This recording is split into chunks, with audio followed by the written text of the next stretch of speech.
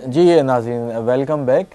तो हम वापस से उसी बात पे आते हैं जहाँ कट ऑफ हुआ था कि अली मोइन का आपने नाम लिया कि पूरे वर्ल्ड में एक नाम पैदा किया पाकिस्तान का, जो बिल्कुल डिप्रेसिंग नेशन के तौर पे सामने आ रहा था। और उस वक्त एक अली मोइन ए लेवल्स में सबसे हाईएस्ट स्कोरर रहे।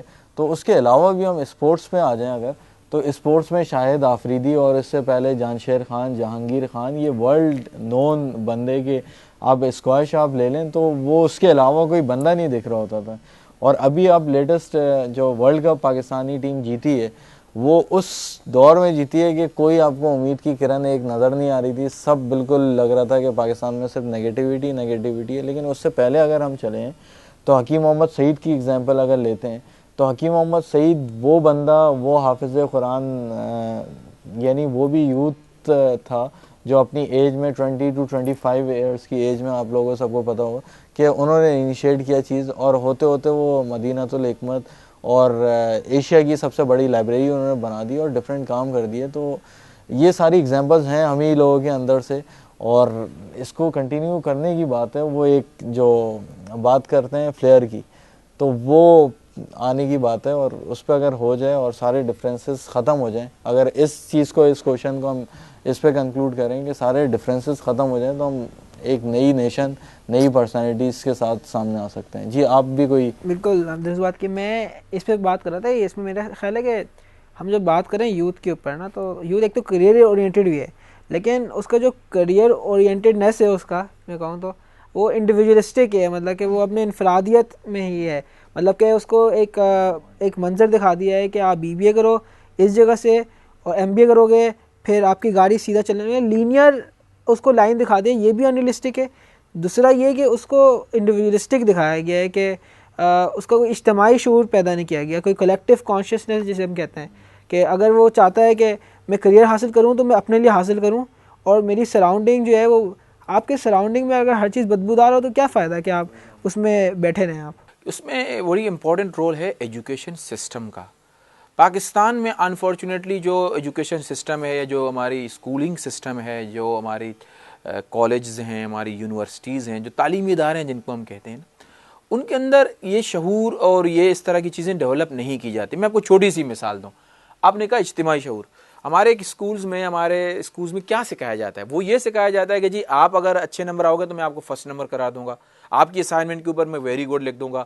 जो अच्छे कंट्रीब्यूटर हैं, जो अच्छे बच्चे हैं, उनको आगे रखा जाता है। जो थोड़ा सा कमज़ोर है उनको सबसे पीछे वाली सीट पे रखा जाता है। जो अच्छा है और जो जो जो थोड़ा सा कमज़ोर है उसको कनेक्ट ही नहीं होने देते। अच्छा, आप बुरे लड़कों के अंदर बैठना शुरू हो गए।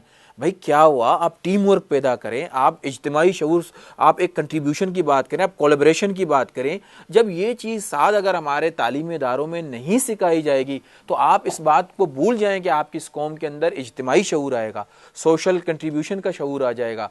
हर बंदा अपने में एक ट्रेनिंग सेशन कर रहे थे, लीडरशिप ट्रेनिंग का। एक 10वीं जमात का बच्चा आया एक सेशन के दौरान और उसने कहा कि जी, वो रोने लगा। क्यों भी? उसने कहा सर मैं तो आज पता चला है कि कंट्रीब्यूशन कोई चीज़ होती है, टीम वर्क कोई चीज़ होती है। मैंने तो 10 साल ज़िंदगी के इस तरह गुजारे हैं कि मुझसे आगे कोई आगे ना बढ़े। तो हम तो ये चीज़ें सिखाए जा रहे हैं कि कंपटीशन, कोलैबोरेशन तो सिखा नहीं रहे हम। जब तक आप अपने स्कूल में, अपने तालीमी इदारों में कोलैबोरेशन को नहीं प्रमोट करेंगे तो वो कहाँ से वो कोलैबोरेशन का ये कल्चर आ जाएगा। मैं आपको बात कल्चर की। तालीमी इदारों में क्या हो रहा होता है, जो थोड़ा सा बहुत जानता है उसको मॉनिटर बनाया जाता है। और मॉनिटर का काम क्या होता है? बेसिकली मॉनिटर का काम ये होता है कि वो इंटेलिजेंस प्रोवाइड करता है। लोग अपने टीचर्स को आके ये प्रोवाइड करता है कि आज किसने शरारत की है, इसने क्या शरारत की, ये नहीं कहता। मॉनिटर इज अ लीडर, उसको ये कहना चाहिए कि मिस या टीचर, ये फिलहाल लड़का जो है ये इसमें कमज़ोर है, इसको मैं इसमें अगर इस लड़के के साथ लगाएं तो ये अच्छा आगे बढ़ सकता है। मैं इसलिए यूथ से मुखातिब होता हूँ, मैं इसलिए यूथ से बात करता हूँ। मुझे इसलिए यूथ से उम्मीद है, इसलिए उम्मीद है कि अगर उन लोगों ने इस चीज़ों को सीख लिया। हम यूथ लीडरशिप क्यों कराते हैं? उसमें हम कुछ लीडरशिप नहीं सिखाते कि आपने पाकिस्तान का सदर या वजीर आजम बनना है या जाके किसी इदारे का सर बनना, बल्कि कहते हैं नहीं, आप जिस भी सर्कल में रहते हैं, जिस दायरे में भी रहते हैं, वहाँ आप एक्शन लें, आप कंट्रीब्यूटर बने, आप कोलैबोरेशन करें, आप टीम वर्क सीखें, आप लोगों को आगे बढ़ाना सीखें। जी विन विन सिचुएशन करें, लोगों के छोटे छोटे डिफरेंसेस को भूल जाएं, आप लोगों को प्रमोट करना सीखें, आप लोगों को डेवलप करना सीखें। ये अगर कल्चर हम पाकिस्तान की इस यूथ के अंदर कामयाब हो गए, मेरे ख्याल में ये जो मसाइल है ना हमारे, ये सानवी है।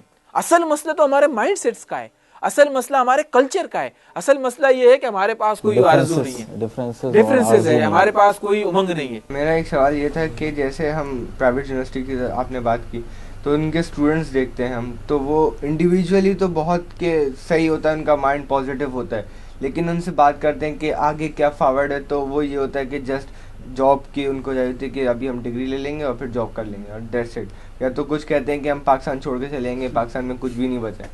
तो एक तो ये चीज़ यहाँ पे क्लियर जाती है। फिर यूनिवर्सिटी उनको कुछ मतलब कोई ऐसी प्लेटफॉर्म प्रोवाइड नहीं करती जिस पे वो कुछ आगे बढ़ सकें, सही। तो हम वहाँ रह के क्या काम कर सकते हैं? जी बिल्कुल, देखें मैंने इसलिए बात की कि हर फर्द कंट्रीब्यूटर बने। देखें ज़िंदगी में दो किस्म के यूथ होते हैं। कुछ यूथ होते हैं जो वांट के लफ्ज़ के साथ जाते हैं, I want a car, I want a degree, I want a job, आई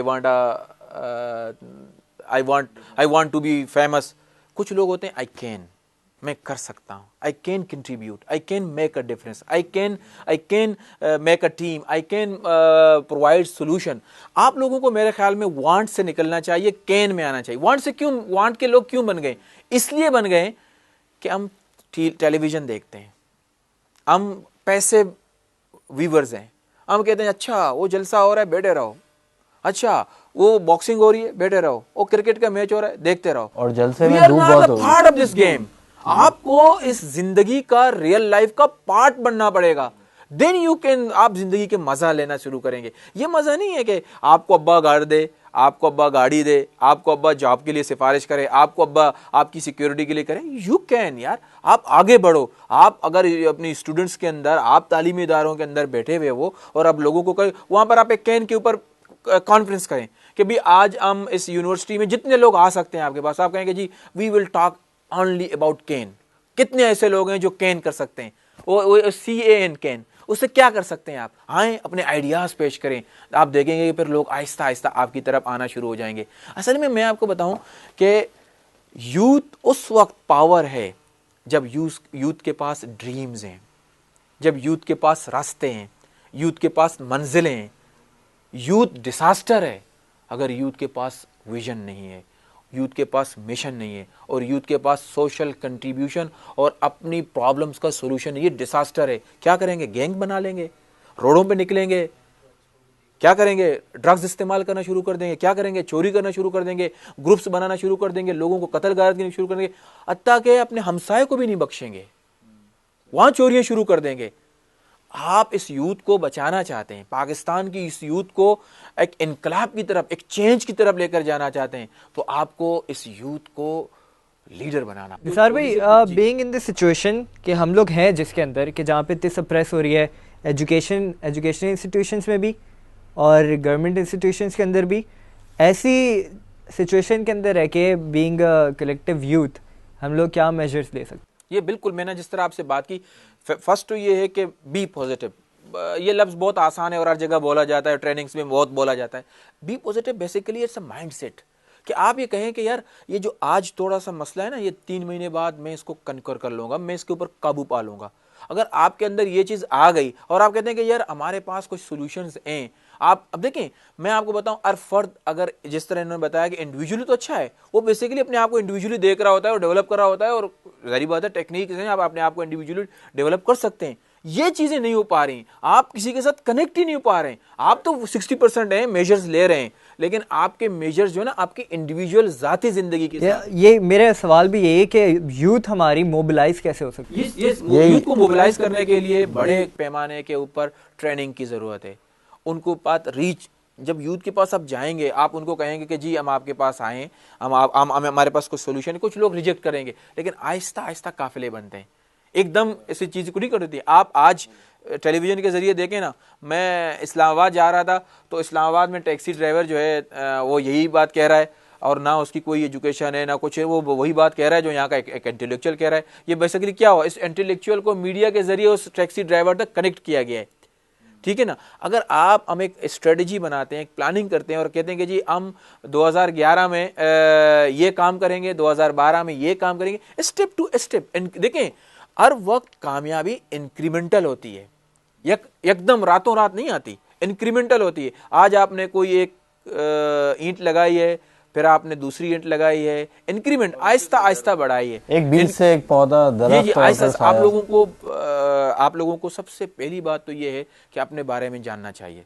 खुद ही जो इकबाल ने बात की थी ना कि आप अपने आप को पहचानेंगे तो आपके अंदर और खुद ही वो चीज़ थी जो फर्दो बता सब रंग व बू को छोड़कर सब एक मिल्लत की वहदत में गुम हो गए थे। और वो कोई सोशल मीडिया नहीं था उस वक्त। इस वक्त हम सोच रहे होते हैं सोशल मीडिया की बात, लेकिन उस वक्त तो कुछ भी नहीं था, सिर्फ एक खुद ही की ताकत थी, वही जो आरजू और खुद ही।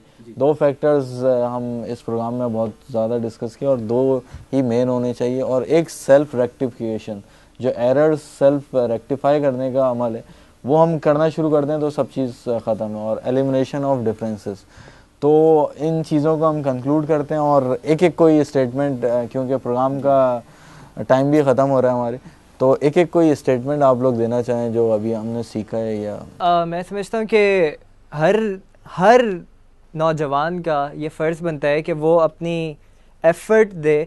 जैसे कि साद भाई ने बात की कि हमारे अंदर कलेक्टिव कॉन्शियसनेस नहीं है, और हम सबका एक फ़र्ज़ बनता है कि हम अपनी सोसाइटी को कुछ ना कुछ रिटर्न दें बीइंग एन इंडिविजुअल। तो हमें इस बात को बहुत सीरियसली लेना चाहिए, और बीइंग यूथ तो हमारा पार्ट डबल हो जाता है उसके अंदर। तो इसी तरह हमें अपनी सोसाइटी को we have to return something back, may it be the effort कि आप अपने सोसाइटी को चेंज करने के लिए जो एफर्ट दे रहे हैं, which counts the most basically. तो मैं तो पर्सनली आई बिलीव कि you have to give back the effort जो कि आप देते हैं अपनी सोसाइटी में चेंज लाने के लिए।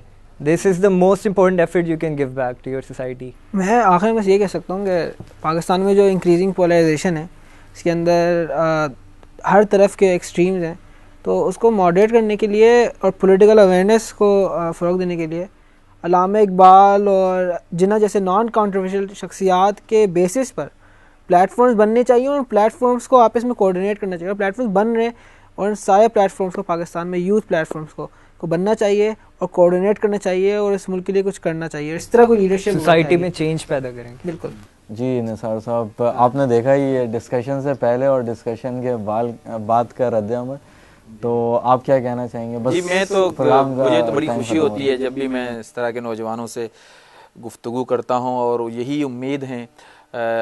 हम तो बातें पहुँचाने वाले लोग हैं, हम तो कुछ जो चीज़ें हमने सीखी हैं वो मुंतकिल करने वाले लोग हैं। मेरे ख़्याल में हम सबको अपने दिलों के अंदर आरज़ुओं को ज़िंदा रखना पड़ेगा। हमें बहुत जल्दी जितना मुमकिन हो सके इकबाल के साथ नौजवानों को कनेक्ट करना चाहिए। वो उम्मीद के शायर हैं, खुदी के शायर हैं, वो नौजवानों के शायर हैं, वो लीडरशिप के शायर हैं, वो आरज़ू और ख्वाब के शायर हैं, जिसके ज़रिए से हम इस कौम के अंदर तब्दीली ला सकते हैं। और देखेंगे आप कि ये यूथ उठेंगे, और यूथ जो है एक आरज़ू और उमंग के साथ उठेंगे, और पाकिस्तान में इंशाल्लाह एक बेहतर मुस्तकबिल, पाकिस्तान का पूरी दुनिया में एक नया मकाम पैदा करेंगे। जी नाज़रीन, आपने देखा हमारे इंटेलेक्चुअल फ्रेंड्स और इंटेलेक्चुअल पर्सनैलिटी के साथ जो गुफ्तगू रही, जो डिस्कशन रहा, बहुत ही बेहतरीन, प्रोडक्टिव। और इसमें 3 अगर मैसेज लें आपकी इजाज़त से तो वो ये कि एक ख्वाब, दूसरा आरज़ू और तीसरी खुदी, जो साद लखानी ने भी हाईलाइट की। और इस पे जो एक चौथी बात बहुत ही बेहतरीन आपने की कि आई वांट और आई कैन, कि हम अभी यही चाह रहे होते हैं कि हम पाकिस्तान को एक बेहतर मुस्तकबिल देना चाहते हैं, लेकिन बात ये चाहने और करने में, सकने में बहुत बड़ा डिफरेंस है। जो यूनिवर्सिटीज़ में एक मूवमेंट की बात की, बहुत बेहतरीन है। अब आज के बाद से मुझे लगता है कि हम 4 लोग तो बहुत ही मोटिवेटेड हो चुके हैं, और आप नाज़रीन में भी ये एक खुद ही पैदा हुई होगी ज़रूर। तो हम अपने सेल्फ जो गलतियाँ हैं हमारी, उनके ऊपर उनको रेक्टिफाई करके एक बेहतर मुस्तकबिल का आगाज़ करें। अगले प्रोग्राम के लिए खुदा हाफिज़, अपना ख्याल रखिएगा।